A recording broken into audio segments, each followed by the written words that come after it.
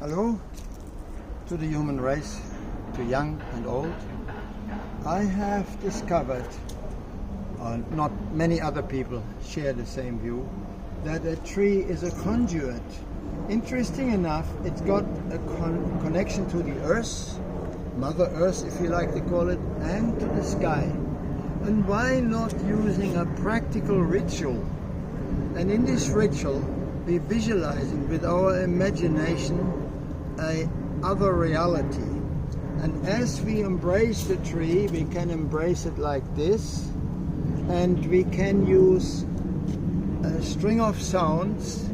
And if you have a sick person, I've tried this, it has helped, the sick person also embracing the tree, or I go behind the sick person on the shoulder if they have a problem in the back and put my hands there, and I would also, when I'm by myself, I use my head on the tree and I use usually the hands like this, and then I start with a sound from the low frequency to the high. That's the same thing I do when I heal, or attempt to heal people. And I never say I can heal others. I say if it is God's will, there may be an energy flowing through our final astral body, our spiritual body, and normalize it. But it is essential that you guys, or you humans, let go of your hateful emotions, anger, hate, jealousy, greed, and this has no place in it, because once you are cleaning your emotional thinking up into love, you have all the chance to get healed. Yeah, that's essential. And then you go like this, you're visualizing God, and I say, first of all, you say, Bucha Isa, I apologize to you, dear tree. May we use you as a conduit. If you allow us to use the flow of God's energy through you, we are very happy and grateful. Then you start.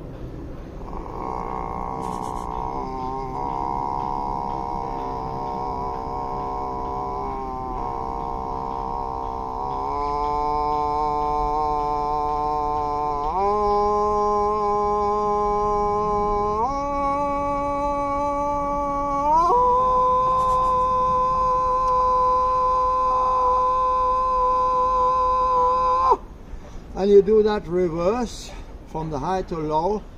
And while you do this, you have to visualize that God is not a human being-like creature. God is something beyond our comprehension. And yet, to me, it is a reality, because when I took homeless children out once, and one girl, 13 years old, tried to commit suicide and went down 55 meters. Yes, I surrendered totally to God. I said, you do what you want with me. I would of course hope that this girl will be healthy again. And I surrendered. And however, the moment I had free time, I would meditate. So I got the rescue squad and they couldn't get her up. They had to get a helicopter, they got her up. And consequently, I meditated. The boss sent me home next day on Monday. The incident happened on Sunday. And I meditated 4 hours, 4 days. And I went to her, visited her, and I knew she'd be all right. 8 days later, she walked out of this hospital.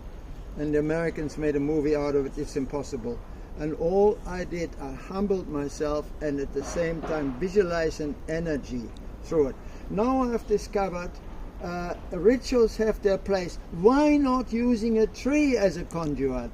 And I tried that with Jessica and with another girl, another old man. It had success, it worked.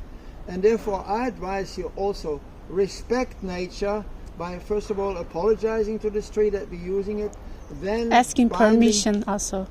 Asking permission. Yeah, permission. We have to get permission. We ask for your permit to allow that. That's also important. Yeah. Because by this doing so, we are respecting nature. Sure. We're not misusing nature. Yeah. So then let's assume the permission is granted. You can put your hands directly on the tree. And the tree say, no, I don't. I forbid you. How can you?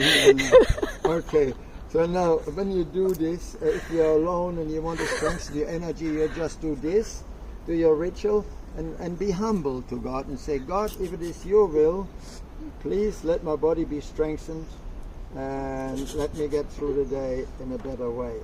So you can do that, but when you have other people who are sick, you let them embrace the tree, and you can go behind them and channel that sound energy through in this environment, and that can be very helpful. And then when you finish, you can then say, Shishini, thank you very much, dear tree, may you serve others too. So a ritual has its place, and our imagination is a far stronger force than we know. And when I say looking around us, what is the only permanent function around us? It is change. Change is going on throughout nature, everywhere. And when you understand that change also indicates something mysterious, namely that we're all connected. This tree and all the microbes and the little bugs that connecting other trees, everything is connected in nature. Understanding that, we have a responsibility to respect the order of nature. That's what we have to do. And cooperate with the order of nature as much as possible. Yeah. And you shouldn't be worried about dying, because your body is a temporary participant here on this planet, and we also get recycled in some way or form. Physically, our molecules will get back to the earth and all that, become one with the earth.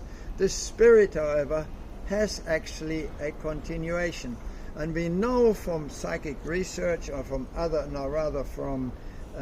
medical research on near-death experience, we know consciousness is not in the brain. This is only an instrument, the brain.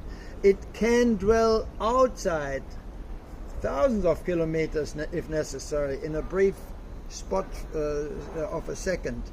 The body, when you die, separates from the physical body, the spiritual body from the physical body, but it's still connected until they call it the red line, the silver cord snaps. So many people come back and have very good experiences, and they become more loving. Those 30% of those that had near-death experiences or have been in that condition, they're talking very positive, that we are being loved when we cross over, that we see our loved ones, and then we are pushed back. You must not forget your family needs you. Go back, even though you're so comfortable there.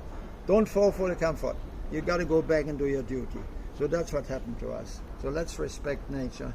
Let's thank the Creator for all the love that He has given us, providing and having made such a beautiful nature like we see around in this park. Amen.